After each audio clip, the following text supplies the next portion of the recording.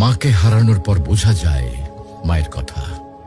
যে সকালে তুমি ঘুম থেকে উঠতে মায়ের ডাক শোনার জন্য, আজ সেই ডাক চিরদিনের জন্য থেমে গেছে। যে হাতে তোমার জন্য খাবার বানাতেন, ভালোবাসা দিয়ে মাথায় হাত বুলিয়ে দিতেন, আজ সেই হাত মাটি নিচে।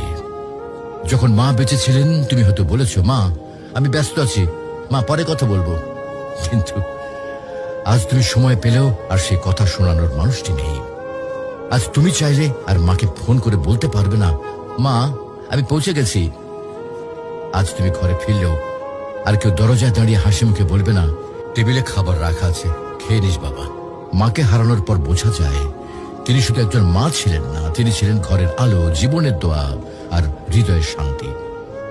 এখন বুঝতে পারো মা যে বারবার নামাজের কথা বলতেন, ভালো মানুষের সাথে চলতে বলতেন, এগুলো তোমার জন্য কত বড় উপহার ছিল। প্রিয় ভাই বোন, মাকে হারিয়ে আফসোস করার আগে কদর করো। মায়ের হাতে চুমো দাও, তার জন্য দোয়া করো, তাকে জড়িয়ে ধরো যতদিন তিনি আছেন। কারণ হয়তো একদিন তুমি শুধু বসে বসে কাঁদবে আর মনে পড়বে, ইস যদি মাকে আরেকবার জড়িয়ে ধরতে পারতাম। মাকে হারানো মানে পৃথিবীর সব থেকে বড় আশ্রয় হারিয়ে ফেলা। তুমি যখনই সময় পাও তোমার মায়ের সাথে সময় দাও, মায়ের জন্য দোয়া করো। মা যদি আজকে ইহলোক ত্যাগ করেন তাহলে তিনি আর ফিরে আসবেন না। মাকে ভালোবাসো, তার মনে কখনো কষ্ট দিও না।